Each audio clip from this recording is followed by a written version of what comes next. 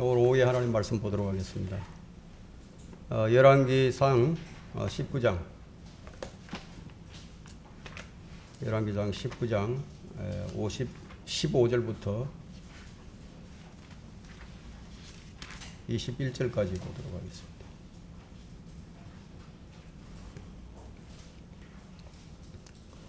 열왕기상 19장 15절부터 21절까지 제가 받들어 읽겠습니다. 주께서 그에게 말씀하시기를 가라. 내 길을 다마스커스의 광야로 돌이키라. 네가 이르거든 하사엘에게 기름 부어 시리아를 다스릴 왕이 되게 하고 또 님시의 아들 예후에게 기름 부어 이스라엘을 다스리는 왕이 되게 하며 또 아벨모올라의 사팟의 아들 엘리사에게 기름 부어 네 대신 선지자가 되게 하라. 하사엘의 칼을 피하는 자는 예후가 죽일 것이며 또 예후의 칼로부터 피하는 자는 엘리사가 죽이리라. 그러나 내가 나를 위하여 이스라엘에 아직 7,000명을 남겨두었나니 곧 바알에게 굴지 아니한 모든 무릎과 바알에게 입맞추지 아니한 모든 입이라 하시니라. 그리하여 그가 거기서 떠나 사팟의 아들 엘리사를 만났으니 그가 자기 앞에 12결의의 수소들을 앞세워 밭을 가는데 그는 12번째 결의와 함께 있는지라. 엘리야가 그를 지나치며 자기 외투를 그의 위에 던지니 그가 수소들을 버려두고 달려가 엘리야를 따라가며 말하기를 내가 청하오니 나로 내 아버지와 내 어머니에게 입맞추게 하소서. 그런 후에 내가 당신을 따르리이다 하므로 엘리야가 그에게 말하기를 다시 돌아가라. 내가 네게 무엇을 하였느냐 하더라. 그가 엘리야로부터 돌아가 한 결의의 수소들을 취하여 그것들을 잡고 수소의 기구로 그 고기를 끓여 사람들에게 주니 그들이 먹더라. 그리고 나서 그가 일어나 엘리야를 따라가서 그를 숨기더라. 오늘 설교 제목은 새로운 사명을 주신 하나님입니다. 새로운 사명을 주신 하나님. 지금 이 시대는 교회가 배교로 치닫고 있는 상황입니다. 이런 상황에서 아무리 둘러봐도 이 성경적인 믿음을 찾아볼 수가 없고 정말 순수한 신앙을 발견할 수 없을 때 찾아오는 생각이 있죠. 찾아오는 생각은 이 진정한 교회는 없구나 이런 생각이 찾아듭니다. 그러나 내가 알지 못하는 곳에 하나님께서는 자신의 백성들을 남겨두셨죠. 만약 이 땅에 하나님이 남겨두신 백성이 없다면 이 땅은 어떻게 될까요? 곧바로 이 땅은 심판을 받게 될 것입니다. 의인이 없는 곳에 주님의 심판이 집행되기 때문이죠. 이제 오늘 이 본문은 엘리야의 이 잘못된 편견을 바로잡고 그에게 사명을 주시는 장면입니다. 이것은 남은 자들을 통해서 일하시는 하나님의 섭리를 우리에게 잘 보여주고 있습니다. 우리는 이 말씀에서 힘을 얻게 되죠. 문제는 내가 그 남은 자들 가운데 속해 있는가 하는 것이 문제이겠죠. 그 외에는 그 어떤 것도 문제가 될 수 없습니다. 내가 남은 자들 가운데 속해 있느냐는 거예요. 오늘의 말씀을 보다 잘 이해하기 위해서 먼저 우리가 직전의 상황을 살펴볼 필요가 있습니다. 주님은 지금 엘리야의 무엇을 다루시고자 하시는지 그것을 우리가 잘 봐야 됩니다. 오늘 우리가 배워야 할 점은 바로 그것입니다. 무엇을 다루고자 하시느냐에. 엘리야의 무엇을 다루고자 하실까요? 절구에 넣어도 깨지지 않는 것이 무엇인가 하면 인간의 자아입니다. 지금 엘리야의 자아를 다루고 계십니다. 그렇다면 주님께서 여러분이 무엇을 다루려고 하시는지 짐작하기가 어렵지 않을 겁니다. 주님께서 우리에게 원하시는 것은요, 우리의 피상적인 굴복이 아니에요. 완전한 굴복을 원하십니다.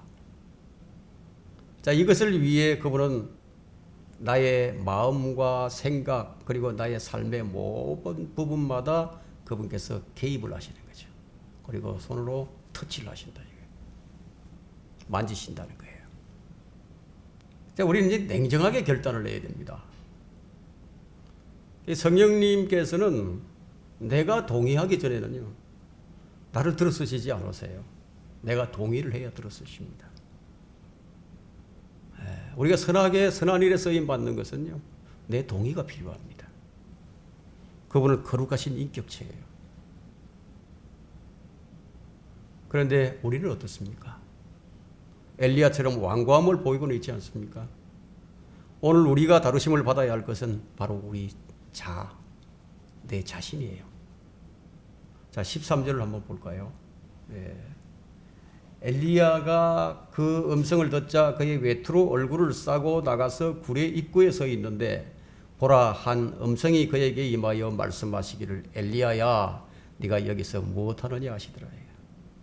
엘리야가 겉옷으로 자기 얼굴을 가렸어요. 하나님의 영광을 직접 보게 되는데 볼 수가 없으니까 가려야 되겠죠. 자, 하나님의 위대하신 능력은 창조 때부터 그분이 만드신 모든 만물에 스며들어 있고 그 안에 신격이 계시되어 있었지만 이 타락한 인간은 그것으로 인간은 타락한 인간은요 자기 본성으로 그것을 깨달을 수가 없었죠. 하나님을 진정으로 접하고 깨달을 수 있는 것이 무엇인가 오늘 우리가 그것을 보는 거예요. 바로 말씀을 통해서 우리가 하나님을 깨달을 수가 있습니다. 물론 사람들은 우리 주변에서 일어나는 이 사건들을 통해서 주의 손길을 느낄 수도 있어요. 그것도 깨달을 수도 있어요. 또 실패를 통해서도 깨닫게 되지만 그런 것은 언제나 가변적이에요. 언제 그런 일이 있었다는 식으로 변질될 수도 있거든요. 그것은 온전한 굴복이 아니죠. 그러나 주의 말씀이 내게 임할 때 우리는 큰 변화를 받게 됩니다. 자, 우리의 거듭남을 한번 생각을 해보세요. 너희가 거듭난 것은 썩어질 씨로 된 것이 아니라 썩지 아니라 씨로 된 것이니 이는 살아있고 영원히 거하는 하나님의 말씀으로 되었느니라. 무엇으로 우리가 거듭났습니까? 주의 말씀이에요. 썩지 아니할 씨, 우리 하나님의 말씀의 씨로 우리가 거듭난 거죠. 오늘날은 이 신앙생활을 오래오래 했지만 구원의 확신이 없어서 늘 고민하는 사람들이 참 많이 있습니다. 대부분 이제 그들이 고민하는 이유가 뭐냐면 오전에도 말씀드렸지만 소위 뜨거운 체험을 얘기합니다. 어떤 기적은 아니더라도 그래도 어떤 조그만 그 체험을 원하는 거죠.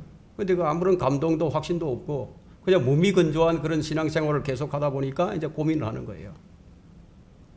구원의 확신이 어떤 영적인 체험을 하는 것으로 알려고 하기 때문이에요.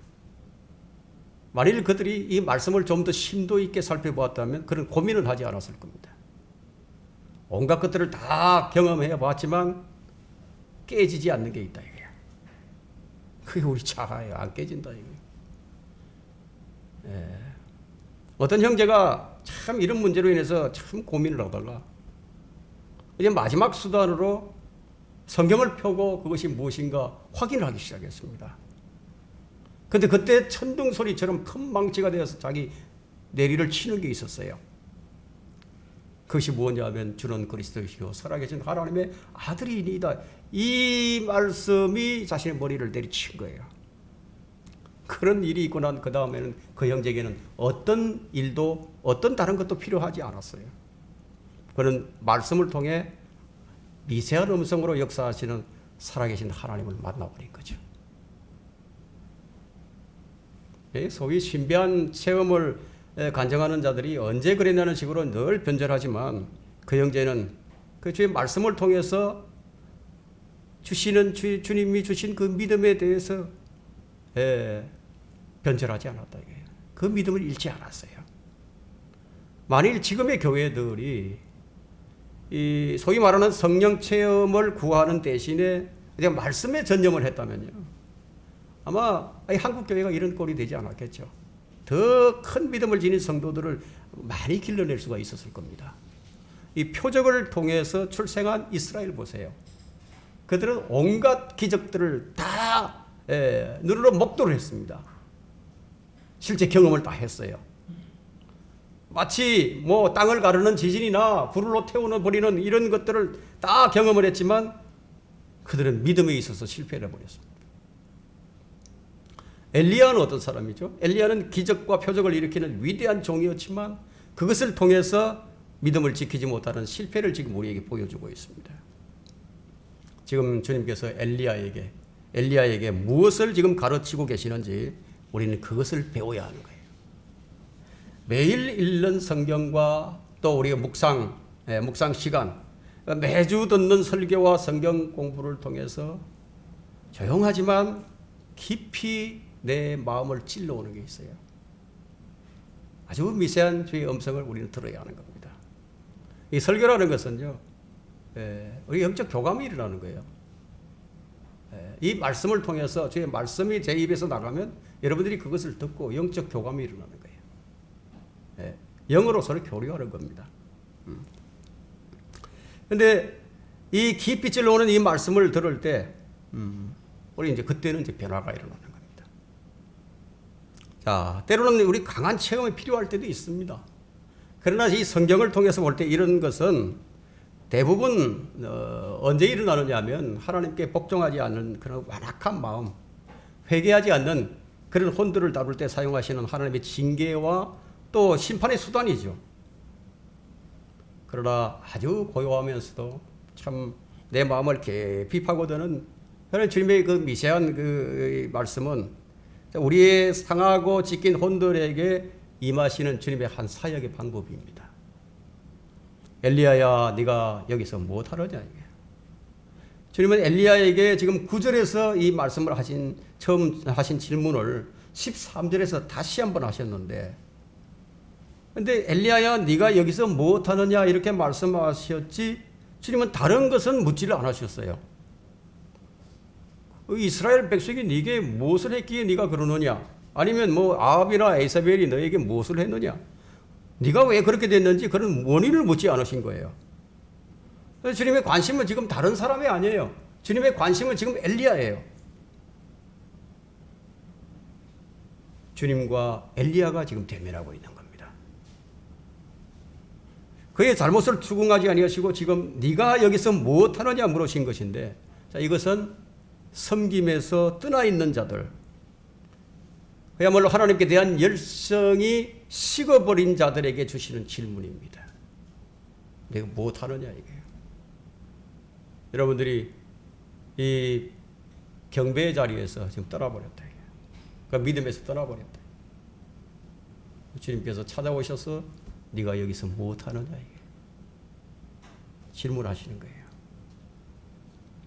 뭐 앞으로 네 계획이 뭐냐? 이런 거 묻지 않으신다 이거예요.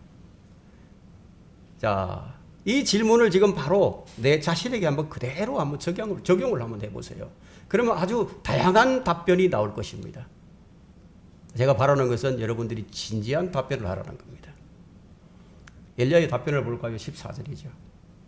엘리야가 말하기를 내가 만군의 주 하나님으로 인하여 심히 질투하여 싸우니 이는 이스라엘의 자손이 주의 언약을 버리고 주의 제단을 헐었으며 주의 선지자들을 칼로 죽였음이니이다. 나 오직 나만이 남았는데 그들이 내 생명도 앗아가려고 찾고 있나이다. 자, 이것은 지금 엘리야가 여기까지, 엘리야가 지금 이 호렙산 한 굴에 온 것까지는 뭐 답이 될 수 있겠죠. 그 이유는 될 수 있어도 이게 정확한 답은 아닙니다. 지금 엘리야는 지금 질문의 핵심에서 지금 벗어나고 있어요. 이스라엘의 악행과 그들이 하고자 하는 그 일들을 지금 고소하고 있죠. 자, 우리는 답변할 때 좀 조심을 해야 됩니다. 묻는 것만 답변하면 된다. 묻는 것에만. 지금 여기서 엘리야는 오직 나만이 남았는데, 엘리야의 생각이죠. 엘리야는 자기밖에 안 남았어요. 자기 생각에는. 그 생각에는 그의 답변이 다 옳다고 여겨졌겠지만 그의 생각이 틀린 것이었다. 엘리야도 모르는 남겨진 7,000명이 있었다. 이것은 지금도 마찬가지예요.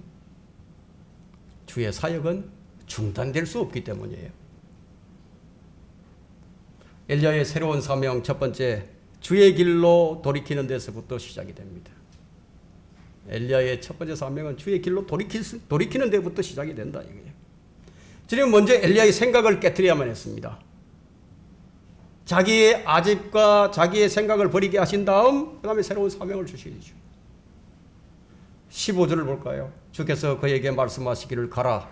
내 길을 다마스쿠스의 광야로 돌이키라. 네가 이르거든 하사엘에게 기름 부어 시리아를 다스릴 왕이 되게 하고. 자, 좀 전에도 말씀드렸지만 특이하게도 주님께서 엘리야의 잘못을 지적하지 않으신다 이거예요. 단 한마디. 나를 위해 7천 명을 남겨놓았다. 이 단 한마디의 말씀으로 엘리야의 생각을 완전히 깨뜨려버리시다. 엄청난 기적과 표적을 보고도 깨뜨리시지 않았던 이 엘리야의 아집이 자, 이 단 한마디의 말씀으로 다 깨져버렸다. 진정한 돌이킴이란 어떤 것입니까? 주님께로 돌아오는 것이 진정한 돌이킴이에요. 주님께서 다루시고자 하는 것은 죄가 아니에요. 나의 죄가 아니에요. 나 자신입니다. 그것이 나의 자아예요. 타락이 빚어낸 산물이에요. 악인은 자기의 길을 버리고 불의한 자는 자신의 생각들을 버리고 주께로 돌아오라. 이사야 55장 7절에 분명하게 적시하고 있죠. 그럼에도 사람들은 이 말씀대로 하지 않아요. 이 말씀을 따르지 않는다 이게요. 어떻게 하느냐? 장난처럼 그냥 자백을 하면서 같은 죄를 계속 반복해서 짓는 거예요. 정말 온전한 돌이킴을 찾아보기는 어려워요. 거의 모두가 다 내로남불이 되어 있어요. 자기 중심적이라는 얘기예요. 이게 깨트려지지가 않습니다. 엘리야는 지금 7천 명이 남아있다는 이 말씀을 듣고 무슨 생각을 하게 됐을까요? 그는 다시는 자기 생각을 주장할 수가 없었습니다. 엘리야가 그 이후로부터 자기 생각을 주장했다는 것 단 한마디도 안 나옵니다. 주의 말씀이 이런 거예요. 나의 그 절구에 넣어도 깨트리지 않는 이 자아를 주의 말씀 단 한마디가 다 깨트려 버리는 거예요. 주의 말씀에 주님께 올인할 수 있는 그 길을 주님께서 말씀으로 내게 주신 거예요. 여러분에게 주셨다. 완고함이 깨트려졌습니다. 그런 그에게 새로운 사명이 이제 맡겨졌습니다. 이것이 하나님께서 잘못을 범한 성도들을 돌이키게 하는 방법이에요. 그러면 무조건 그냥 잘못하면 매질하고 징계하시고 뭐 그렇게 안 하신다. 이게. 회복시키려고 하시죠. 그래서 말 안 들을 때 이제 계속해도 말을 안 들을 때, 주의 권고를 무시할 때, 그때 이제 매질을 하시는 것이지. 야, 내 길을 돌이키라. 내 길을 돌이키라. 이것이 회개예요. 회개란 이런 거예요. 내 길을 돌이키는 거예요. 주님은 에베소 교회를 책망하실 때 그러므로 네가 어디서 떨어졌는지를 기억하고 회개하며 너는 처음 일들을 행하라. 지금 엘리야는 지금 자신이 어디에서 떨어졌는지를 기억해야 했고 회개하며 돌이키어 처음 일을 행하며 했다 이거예요. 바로 처음으로 돌이키는 것이 회복입니다. 너 타락한 이스라엘아 돌아오라. 주가 말하노라. 내가 나의 분노를 너에게 내리게 하지 아니하리니 이는 나는 자비하며 분노를 영원히 간직하지 아니할 것임이라. 주가 말하노라. 예레미야 3장 12절에 말씀하셨죠. 주님께서 우리를 돌이키게 하시는 거예요. 여러분들이 잘나서 여러분들이 생각이 옳아서 주님 지금 섬기고 있는 거 아닙니다. 주님께서 돌이키게 해주신 거예요. 주님은 베드로를 처음 부르셨던 곳으로 다시 찾아가셔서 그를 돌이키게 하셨죠. 그리고 그에게 새로운 임무를 부여하셨는데 그 임무가 내 양들을 먹이라 해요. 내 양들을 먹이라. 새롭게 하실 뿐만 아니라 새로운 임무도 함께 주시죠. 사람들은 그래요. 사람들은 실패한 사람들에게 일을 다시 맡기를 하지 않아요.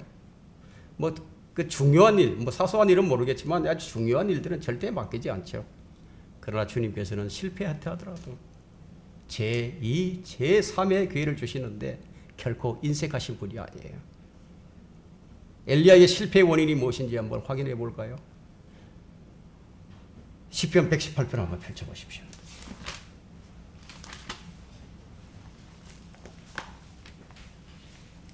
시편 118편 6절과 7절, 6절, 7절을 봅니다. 주께서 내 편이시니 내가 두려워하지 아니하리라. 사람이 내게 무엇을 할 수 있으리요? 주께서는 나를 돕는 자들과 더불어 내 편이 되시니 그러므로 내가 나를 미워하는 자들 위에 임하는 나의 열망을 보리로다. 자, 이 말씀을 보면 엘리야의 실패의 원인이 무엇인지 그대로 드러납니다. 그가 사람을 두려워한 것이에요. 이런 엘리야를 회복시키려고 주님께서 얼마나 애를 쓰셨는지 한번 보세요. 천사들을 보내서 먹을 것을 주고 기운을 차리게 해서 호렙산까지 와서 온갖 기적들을 다 보여주셨죠. 그죠? 얼마나 많은 애를 쓰셨습니까? 주님은 자기 종에게요 애착을 가지고 계시는 거예요. 그리고 기회를 주시는 거예요.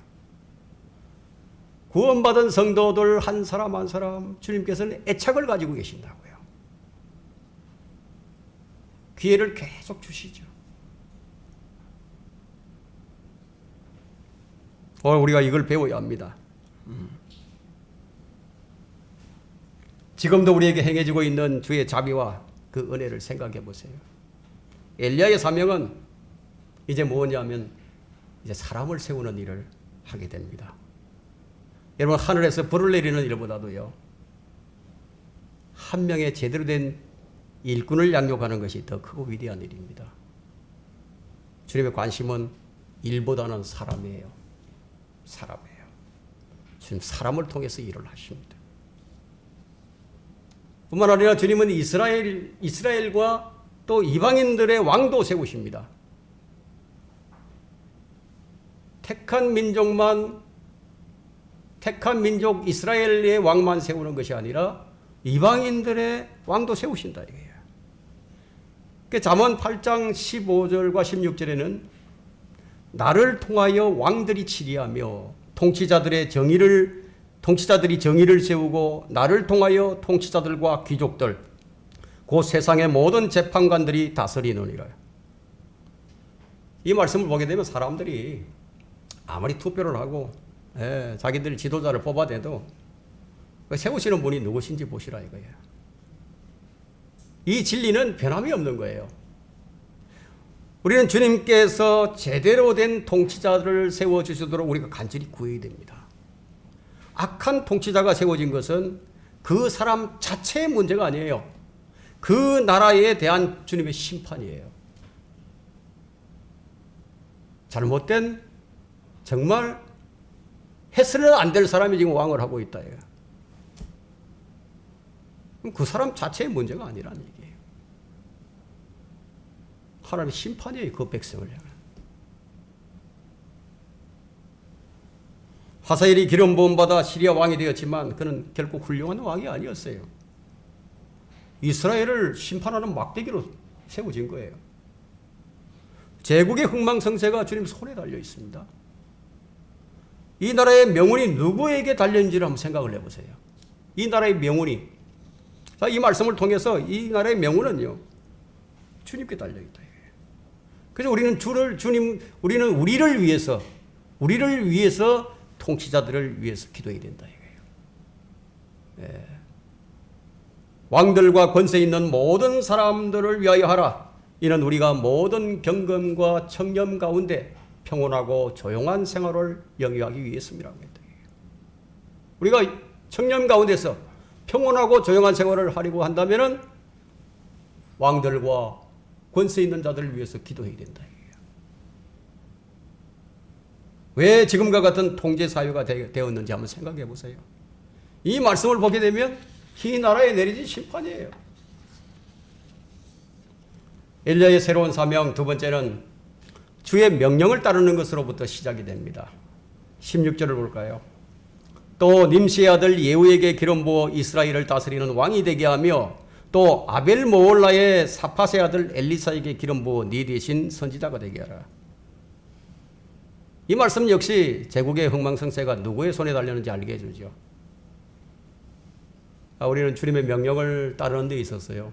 주님께 순종함에 있어서 참 가장 중요한 것이 뭐냐면 주님과의 인격적인 만남이에요. 발람 선지자가 주의 명령을 따랐습니다. 그런데 그는 인격적으로 주님을 만나지 못했습니다. 인격적으로 만났다는 것은요, 뭐 탐심을 가지고 탐심을 품고 자기 이익을 동호하기 위해서 그 만나는 그런 만남은 인격적인 만남이 아니에요. 그 발라암 선지자는 탐욕을 품고 어떤 명령을 수행을 했죠. 억지로 한 거예요. 하기 싫은데 억지로 했어요. 그 결과 그는 지옥을 가버렸습니다. 누구든지 주님을 정확하게 인격적으로 만난 사람은요, 자신이 만난 주님을 말할 수가 있어요. 확실하게 말할 수 있다 이거예요. 나는 어떻게 해서 주님을 만나게 되었다 이거. 그분을 알게 되었다고 분명하게 말할 수 있다 이게. 그래서 인격적인 만남이 있는 사람은 변하지 않습니다.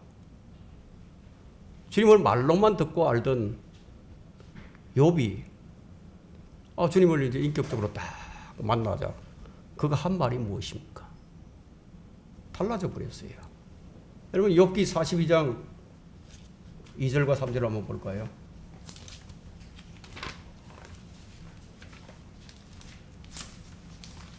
욥기 42장 2절과 3절입니다. 주께서는 모든 것을 하실 수 있으며 어떤 생각도 주께 알려지지 않을 수 없음을 내가 아나이다. 지식 없이 이치를 가리는 자가 누구니까? 자신을 두고 얘기하고 있죠. 그러므로 나는 깨닫지 못한 것을 말하였으니 그것들은 내게 너무 경이로워서 내가 알지 못하였나이다. 이런 고백을 할 수밖에 없게 됩니다. 주님 만나보세요. 정말 만나보세요. 자신의 실체가 다 드러나는데 무슨 얘기를 꺼낼 수가 있겠습니까?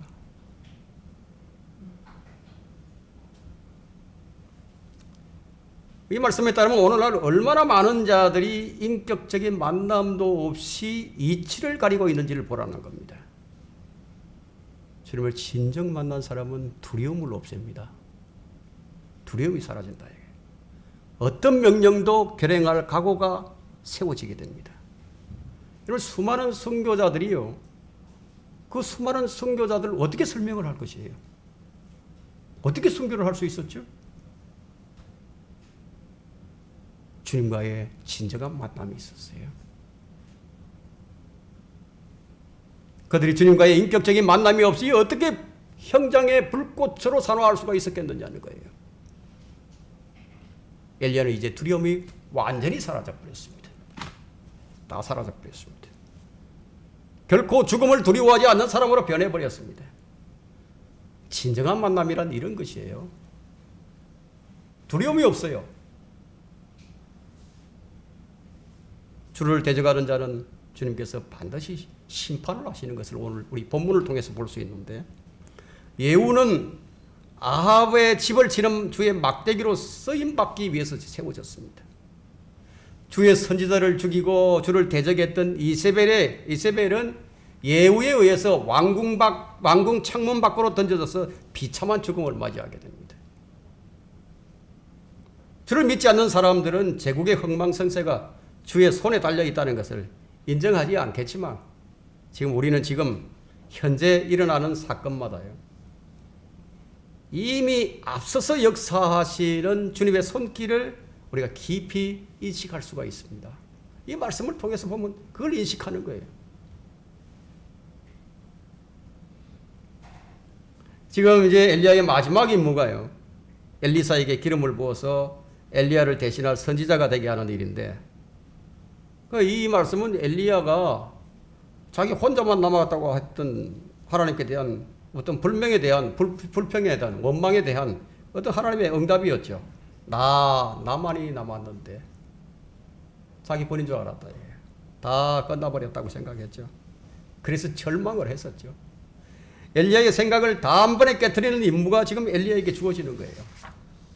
우리가 여기서 배워야 할 교훈은 내가 아니더라도 내가 아니더라도 주님은 얼마든지 다른 사람들을 불러 쓰실 수 있다는 점이에요. 내가 아니면 또 다른 사람을 세운다 이거예요. 주님의 사역은 엘리야가 아니더라도 끊어지지 않는다는 것을 지금 보여줍니다. 엘리야는 자기 손으로 자신을 대신할 선지자를 세움으로써 말하자면 어떻게 보면 이 선지자에서 지금 해고를 당한 것이나 마찬가지겠죠. 그러나 그것이 한편으로는요, 엘리야에게 엄청난 하나님의 은혜였습니다. 큰 축복이었습니다. 그 위대한 일을 하게 됐으니까요. 자, 내가 아니어도 주의 일을 할 사람을 얼마든지 세우시는 하나님을 우리가 생각해 볼 때 걱정할 필요가 없는 거예요.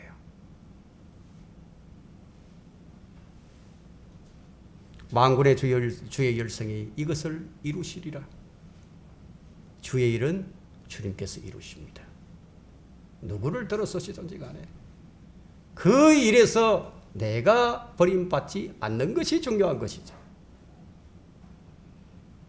그 일에서 제외되지 않는 것이 필요한 것이죠. 남은 자 속에 포함되어 있어야 된다.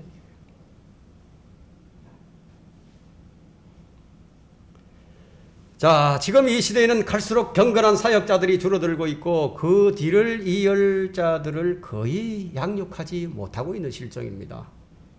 하지만 생각을 해보세요. 자, 이곳에 아주 작은 장소에 지금 여러분들은 소리 없이 지금 양육을 받고 있습니다. 불러서 응답하신 주의 능력을 보고서도 돌이키지 못한 그 배교한 이스라엘에 대한 심판은요, 이제 2중 3중으로 빠져나갈 수 없도록 지금 예고되고 있습니다. 17절을 볼까요? 하사엘의 칼을 피하는 자는 예후가 죽일 것이며 또 예후의 칼로부터 피하는 자는 엘리사가 죽이리라. 빠져나갈 방법이 없는 거예요. 이제 이스라엘은 지금 이제 빠져나갈 길이 없어요. 이스라엘의 향방이 앞으로 어떻게 될지 짐작하기란 어렵지가 않습니다. 이스라엘이 지금까지 겪었던 엘리야 대신에 이제 누구를 만나야 되냐? 바로 이 세 사람을 만나야 된다. 이 세 사람이 이스라엘 땅에다가 차례대로 심판을 베푸실 겁니다. 하나님은 자신의 영광과 존귀함을 소중히 여기십니다. 원수들이 언제까지 승리하는 것을 그냥 보고만 계시지는 않습니다. 우리가 여기서 좀 주목해야 할 것은 하나님께서 택한 세 사람이에요. 시리아의 하사엘이죠. 난폭한 예후죠. 젊은 농부 엘리사예요. 성격은 완전히 다른 세 사람입니다. 이들이 당시 우상 숭배에 빠져있던 이스라엘에 관련된 일을 하도록 세우신 거예요. 주님이 쓰시는 사람은 주님께서 택하시고 준비하신다는 사실을 우리가 여기서 다시 한번 확인을 할 수 있습니다. 지금도 주님께서는 직업에 관계없이, 그리고 사람의 교육 수준과 관계없이, 그 사람의 인성과 관계없이 그냥 부르시고 사용하시는 거예요. 여러분들이 잘 알고 계시는 D.L. 무디는요, 구두 수선을 하다가 목사가 됐죠. 노예 상인이었던 존 뉴턴을 부르신 분도 주님이셨습니다. 좀도둑이었던 조지 물러를 부르신 분도 역시 주님이시죠. 주님의 부르심에는요, 후회가 없으세요. 각기 부름을 받은 사람들은 주님의 목적대로 쓰임을 받게 됩니다. 어떤 사람들은 선한 일로, 어떤 사람들은 악한 일에 그냥 쓰임을 받는다 이거예요. 이 기름 부음 받은 이 하사엘이 어떻게 왕이 되는지 아십니까? 두꺼운 이불에다 물을 잔뜩 적셔가지고 왕을 질식사시키고 대신 자기가 왕이 됩니다. 예? 제국의 통치자들은요, 대부분 이렇게 해서 이제 세워지게 됩니다. 예, 권력 암투가 왜 일어납니까? 예, 쿠데타가 왜 일어납니까? 하나님께서 왜 이런 자들을 지도자로 세우시죠? 그 민족을 심판하기 위해서다 이거예요. 예후는 또 어떻습니까? 예후는 주님을 두려워하는 자가 아니었다 이거예요. 주님을 두려워하지 않았어요. 열왕기하 10장 31절을 보게 되면 그러나 예후가 그의 마음을 다하여 이스라엘의 주 하나님의 율법대로 행하려고 주의를 기울이지 아니하였으니 이는 그가 이스라엘로 범죄케 한 여로보암의 죄들로부터 떠나지 아니하였습니다.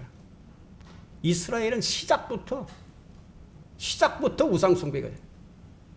여로보암부터 계속 대를 이어가면서 우상 숭배하는 그런 국가였다 이거예요. 그게 무엇을 의미하고 있죠? 하나님께 쓰임 받는 자체가 그 사람의 영성과 경건의 척도가 되지 않는다는 거예요. 우리 주위에는 지금 몇만 명 모이는 교회, 몇십만 명 모이는 교회, 아주 유명한 목사나 설교자들, 뭐 수십 권의 그 책을 쓰고 훌륭한 그러한 선한 사역을, 기독교 사업을 하는 자들이 참 많이 있죠. 그들 모두 자신들이 하나님께 기름 부음 받았고 그 일을 위해서 부르심을 받았다고 주장을 할 것이지만, 그러나 그 기름 부음이 자동적으로 그 사람이 위대한 사역자가 되거나 거룩한 사람으로 보정되는 것은 아니라는 겁니다. 하사엘이나 예후가 결코 의인이 아니었던 것과도 같습니다. 10,000명이 모이는 교회와요, 10,000명이 모이는 교회의 목사가 10명이 모이는 교회 목사보다 결코 더 위대한 것도 아니고요. 목사나 보응사라는 직책이 한 경건한 성도보다 더 거룩하고 어렵다는 것을 담보해 주지도 않습니다. 자신이 정말 기름 부음을 받고 부르심을 받았다면 그게 합당한 사람이 되어야 되겠죠.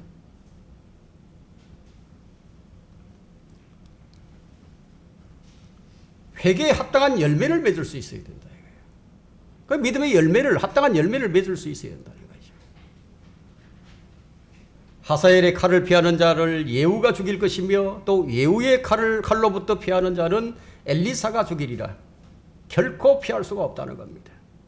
하나님께서 더는 이스라엘을 참지 아니하시고 지금 칼로 심판하시겠다는 것이거든요. 그러면 기근이나 뭐 질병보다도 훨씬 더 직접적이고 실제적인 심판이에요. 이런 자들에게는 도움이 없어요. 잠언 29장 1절에는 자주 책망을 받으면서도 여러 번 기회를 주신다. 이스라엘에게 자주 책망을 하셨어요. 많은 기회를 주셨어요. 그런데 자주 책망을 받으면서도 목이 곧은 자는 갑자기 패망을 당하리니 도움이 없으리라. 엘리야를 통해서 수없이 반복된 주의 경고에도요, 이스라엘은 주께로 돌이키지 않았습니다. 결국은 하나님께서 칼을 보내실 수밖에 없죠. 이런 경고의 심판은 그야말로 모든 나라의 위정자들과 모든 백성들이 받아야 할 교훈이에요. 주님은 칼로 심판을 하십니다. 개인도 마찬가지예요. 주의 오래 참으심에도 회개하지 않을 때 여러분들의 생활 가운데서 자연스럽게 찾아드는 심판이 있을 겁니다. 질병이나 사고일 수도 있어요. 뭐 그런 것은 아주 작은 일이에요. 주의 심판 중에는 정말 무서운 것이 있죠. 나를 대적할 사람을 세우는 거예요. 지금 하사엘이나 예후처럼 세운다 이거예요. 그것이 직장에서나 학교에서나 또 친구 중에서나 가족 중에서나 교회 내에서나 대적할 사람들이 일어난다 이거예요. 주님은 어떤 분이십니까? 어떤 상황에서라도요, 돌이키기만 한다면 받아주십니다. 가장 악한 왕이 어떤 아합이 돌이킬 때도 하나님께서 피할 길을 주셨던 분이십니다. 그 문제는 뭐냐면요, 돌이키지 않는 것이 문제예요. 돌이켜야 하는데 못 깨달아요.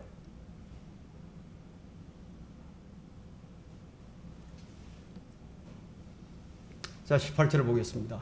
그러나 내가 나를 위하여 이스라엘에 아직 7,000명을 남겨두었나니 곧 바알에게 꿇지 아니한 모든 무릎과 바알에게 입맞추지 아니한 모든 입이라 하십니다. 주님은 우상숭배로 더럽힌 이 백성들 가운데 7,000명의 의인을 남겨두셨습니다. 이들은 드러나 보이게 일을 하지는 않았지만 그들은 기도의 용사들이었어요. 상한 마음으로 기도를 하고요. 그들의 의로운 혼들이 고통을 받았던 사람들이라는 점은 우리가 의심할 여지가 없습니다. 매 시대에 이런 사람들이 있었다는 것은요, 교회사 2000년을 통해서 아주 생생하게 우리에게 입증되고 있습니다. 중세 유럽은 모두 로마 카톨릭의 지배하에 있었는데 그런 가운데서 성경대로 믿는 사람들이 없는 것 같았지만 단 한 번도 맥이 끊어지지 않냐고 이어져 왔다는 거예요. 여기서 끊어지게 되면 저기서 일어나고요. 저기서 끊어지면 또 다른 데서 또 일어나는 거예요. 그들이 보고마일, 카타리, 불가리아, 도나티스트, 몬타니스트, 알비겐스, 이런 이름으로 낙인이 찍혀서 불꽃이 되어서 형장의 이슬로 사라졌지만 그들의 불을 결코 끌 수가 없었던 겁니다. 이것이 바로 주님께서 나를 위하여 아직 7,000명을 남겨두었나니 말씀하신 7,000명들이에요. 공산주의 국가나 이 무슬림 국가에 기독교가 존재할 수 없는 상황에서도 많은 그리스도인들이 그 암흑의 시기를 묵묵하게 견디고 믿음을 전수해 주었다는 이 사실이요, 바로 이 같은 본문을 지금 증명해 주고 있는 겁니다. 지금도 시리아나 이란을 보세요.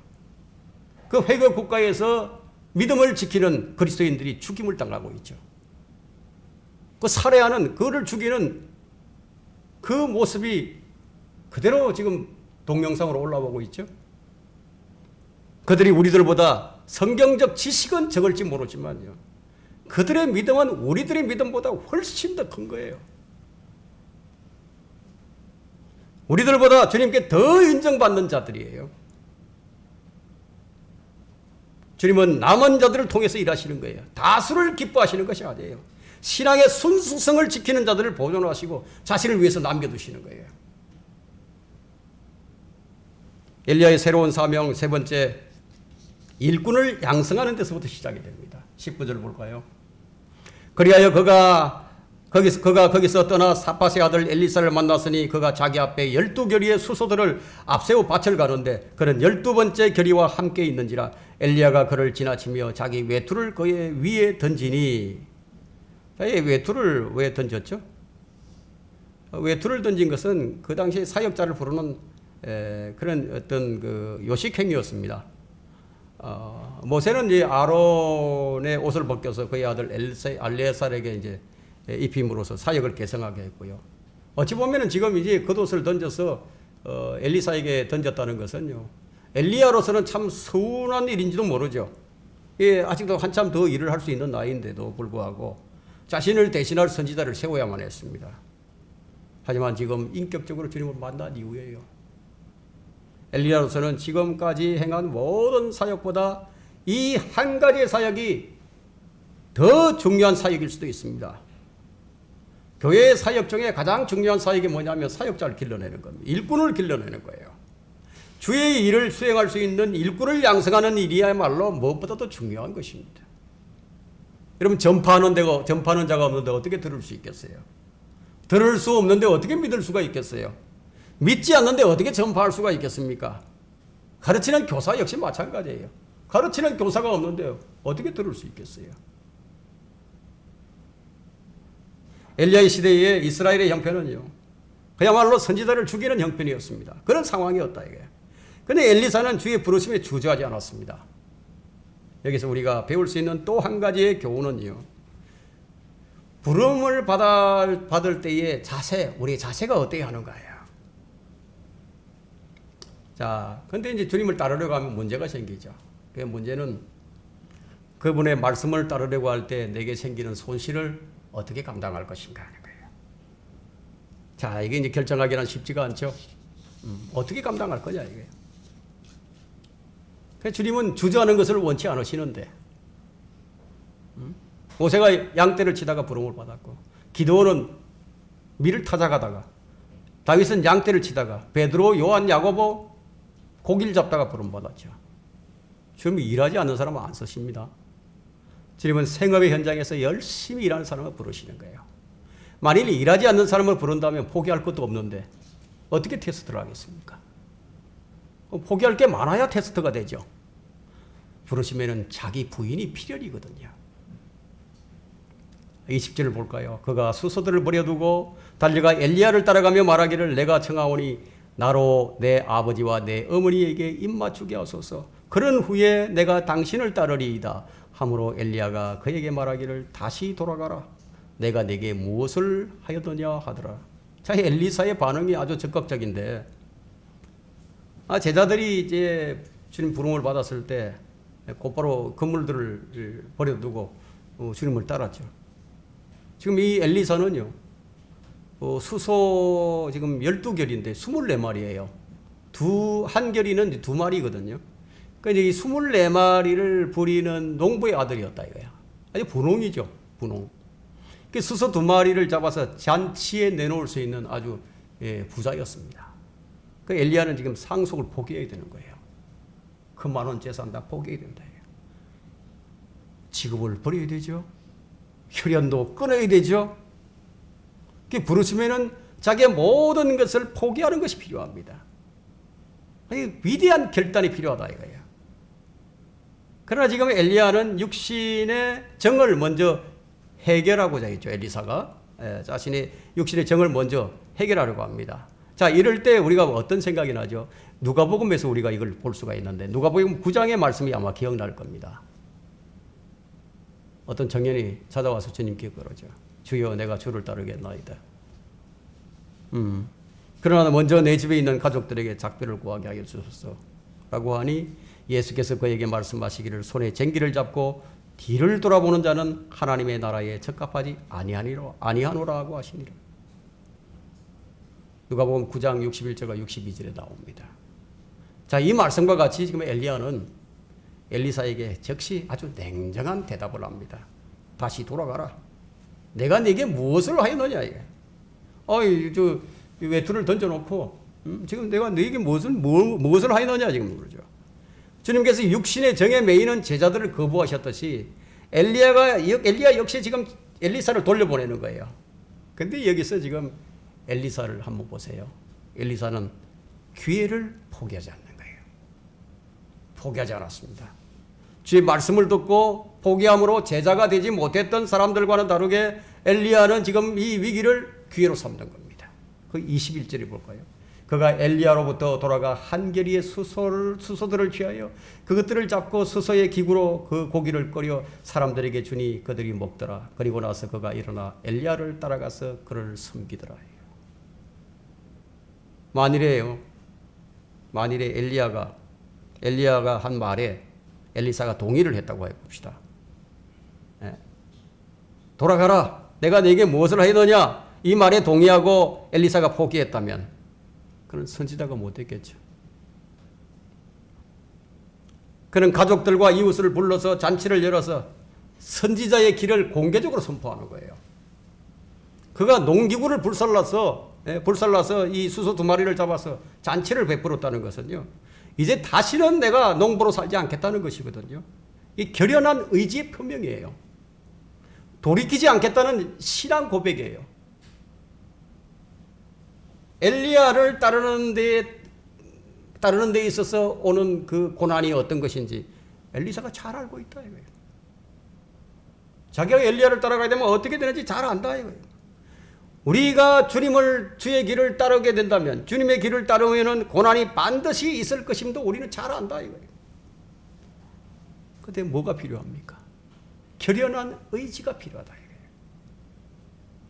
결연한 의지의 표명이 있어야 하는 거예요. 우리가 설교를 듣고 이 말씀을 들은 그 말씀을 마음에 새기면서 우리의 의지를 표명하잖아요. 주님께 내가 어떻게 하겠습니다. 결연한 의지, 돌이키지 않는 의지가 필요한 거예요. 적당히 믿으면 된다. 뭐 그런 것은 타협을 하겠다는 의지의 표명이죠. 여러분 요한복음 15장 19절 한번 볼까요? 요한복음 15장 19절입니다. 만일 너희가 세상에 속한다면 세상은 자기 사람들을 사랑할 것이라. 그러나 너희는 세상에 속한 자가 아니요 내가 너희를 세상으로부터 선택하여 너희라. 이로 인하여 세상이 너희를 미워하느니라. 주님을 따르면 반드시 세상으로부터 미움을 받게 됩니다. 자, 이것을 두려워해서 세상과 적당한 타협을 하면서 신앙생활을 하게 된다면요, 그것은 두 마음을 품고 하나님과 세상을 동시에 섬기겠다는 것밖에 되지가 않아요. 믿음에는 결연한 의지가 있어야 합니다. 그 당시 상황은 바알에게 무릎 꿇지 아니하면 죽임을 당하는 시대였습니다. 위험과 핍박을 각오해야만 합니다. 지금 회교권에서 시리아나 이란에서 그들이 주님을 섬기는 것을 공개적으로 천명한다면 어떻게 되겠습니까? 죽는 거예요. 주님을 따르는데 그런 위험이 따른다 이거예요. 대환란에서도 마찬가지다 이거예요. 그러나 기름 부음 받았다고 해서 곧바로 큰일을 하는 것은 아니에요. 배워야 합니다. 뭘 배워야 합니까? 섬김과 겸손을 배워야 된다 이거예요. 엘리사의 사역은 주의 엘리야의 시중 드는 것부터 시작이 됩니다. 주의 부름을 받았으면 곧바로 뭔가 큰 일을, 세상을 막 뒤집어 버릴 것 정도의 그런 큰 일을 할 것만 같지만 그렇지가 않아요. 훈련의 과정이 필요합니다. 겸손과 섬김부터 배우는 것이에요. 이런 겸손과 섬김은 진정으로 위대한 자의 표시가 됩니다. 주님은 제자들의 발을 씻기는 데 있어서 서슴지 않았습니다. 누구든지 어떤 이 되고자 하는 자는 모든 사람의 종이 될지리라. 우리가 배워야 할 것은 이거예요. 이걸 배워야 합니다. 그가 일어나 엘리야를 따라가서 그를 섬기더라. 이것이 바로 제자의 도리예요. 어떤 사람들은 말하기를 나는 하나님 한 분만을 섬기지 결코 다른 사람을 따르거나 섬기지 않는다. 자, 이 말은요, 매우 옳은 말인 것 같지만 그것은 어찌 보면 교만과 자기 의가 충만한 말이에요. 사람을 숭앙하지 않겠다는 의미에서 한 말이라면 그 말은 전적으로 옳습니다. 그러나 다스리는 자의 권위를 인정하지 않겠다는 것은 성경을 무시하는 처사예요.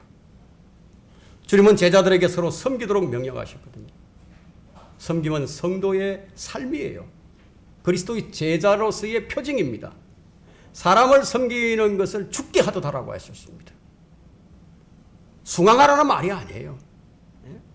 하나님을 가장 잘 섬기는 사람이 사람을 가장 또 잘 섬깁니다.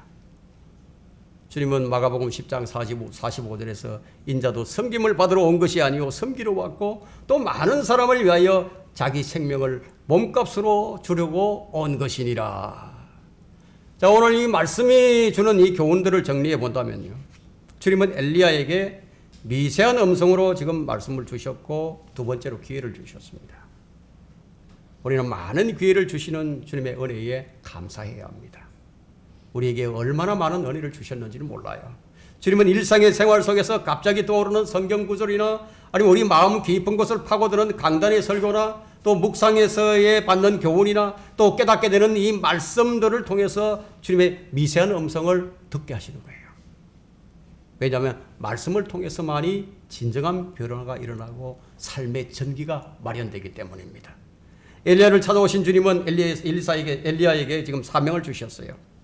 주님이 찾아오실 때는 반드시 어떤 용무가 있으십니다. 여러분에게 주어진 말씀이 있다면 그에 상응하는 일이 있을 겁니다. 그 일이 바로 사명이에요. 우리는 오늘 주의 만찬식을 가졌습니다. 그러면 우리의 사명이 무엇인지 주님께서 우리에게 분명히 밝혀주셨어요. 주님이 오실 때까지 우리가 해야 할 일은 주의 죽으심과 장사되심과 부활하심, 그리고 그분이 우리를 데리러 오실 것을 우리 주님께서 오실 때까지 우리가 선포하는 일이에요. 이것을 위해 우리는 오늘 엘리야를 통해서 주님께서 하신 이 명령들을 우리가 기억해야 합니다. 주님은 엘리야에게 있어야 할 위치로 돌아가도록 하셨죠. 주님은 우리가 낙심하여 포기한 생활을 하는 것을 결코 원치 않습니다. 차지도 덥지도 않은 미지근한 상태, 입에서 토해내기 직전의 상황이라면, 지금 믿음에서 실패하고 있다면 처음 자리로 되돌아가 회개하는 데서부터 새롭게 시작할 수 있다. 지금도 주님은 나를 따르라고 부르고 계십니다. 여러분은 어떻게 응답을 할 것인가? 여러분은 엘리사처럼 자신의 삶의 현장에서 열심히 지금 일을 하고 있습니까? 일하기 싫어하는 자는 주님께서 안 부르셔요.